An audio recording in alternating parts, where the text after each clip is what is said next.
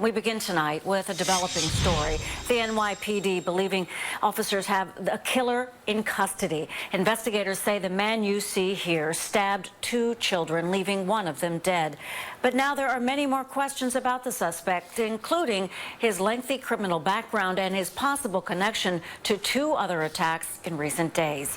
CBS 2's Catherine Brown beginning our coverage. She's live in Williamsburg, Brooklyn. Catherine?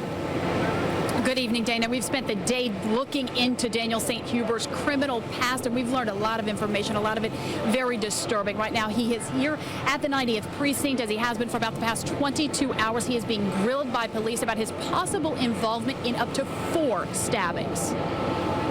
In 24 hours, Daniel St. Hubert has gone from the most wanted man in New York City to one of the most reviled. It's crazy that we live amongst monsters like that. St. Hubert is the prime suspect in the stabbing of 2 young children, a crime that's shaken the entire city and sent police on a 3-day manhunt. I couldn't sleep last night. Walter Asamoah says it was around lunchtime yesterday when he saw St. Hubert leaving his mother's house in Jamaica. He was so collective. He told me he lifts weight, he eats, he rests in jail. He took a walk, he was strolling casually. Minutes later, he says, police squealed onto the street and stayed there until 8 p.m. when they got a ping from St. Hubert's cell phone and arrested him a few blocks away. Sources say the 27-year-old was armed with a knife similar to one used to stab a 52-year-old man early yesterday morning in Chelsea. Police say surveillance video shows St. Hubert leaving that station moments after the stabbing. It was just so shocking, for him to behave like that, so calm, after what he did, if he's the one. Forensic investigators say DNA found on the knife used to stab the children matches St. Hubert's, and he has a violent criminal past. We dug into court records, which include a conviction for assaulting a corrections officer and a guilty plea for attempting to murder his own mother back in 2009. St. Hubert confessed to punching and strangling her until she blacked out. That's the same guy? Neighbors know him well. St. Hubert spent 5 years in jail and was released May 25th, exactly a week before the children were stabbed. My skin is crawling just thinking about it. I don't want to think about it anymore.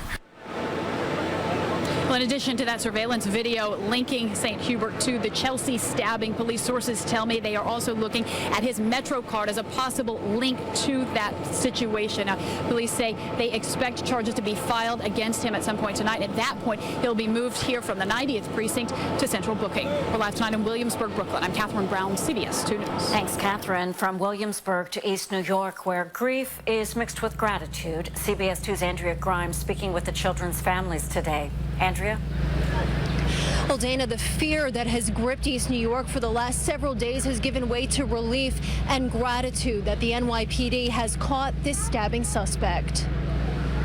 I can't thank y'all enough, and neither can my baby who's now in heaven. Gratitude amidst enormous grief. The mother of 6-year-old PJ Avito thanking police for catching her son's alleged murderer.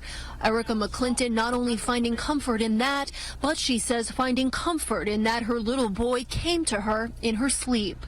I'm in heaven. I'm watching y'all, and I'm watching over. It's been 4 days of unimaginable heartache since PJ was stabbed along with 7-year-old Michaela Capers. The two, described as best friends, had been playing when they went in for a snack on Sunday. They were attacked in the elevator. PJ's father had originally thought the suspect in the NYPD sketch was a homeless man who came around the building, but says the man they arrested is not the same person. I thank God for doing what he did, getting this guy captured. I thank the NYPD, the finest, for capturing this guy in 3 days. It's very gratifying that the NYPD put in such a huge effort and so quickly found him, and he's off the streets and he's not coming back. Family friend Gladys Diaz says she was first to find Michaela, who had made it outside onto the sidewalk. She was such a brave little girl. I was so in shock to see all the blood on her, but she was so alert, so responsive. Michaela is in the hospital with critical injuries, although said to be doing much better. Her family, along with PJ's, not only grateful to police, but now planning for PJ's burial. Well, PJ's dad told us since his son was murdered, he's been walking their normal route to the little boy's school every morning. Tomorrow, he says he'll put on a suit and before his son's funeral, take that walk for the very last time. In East New York, Brooklyn, Andrea Grymes, CBS 2 News.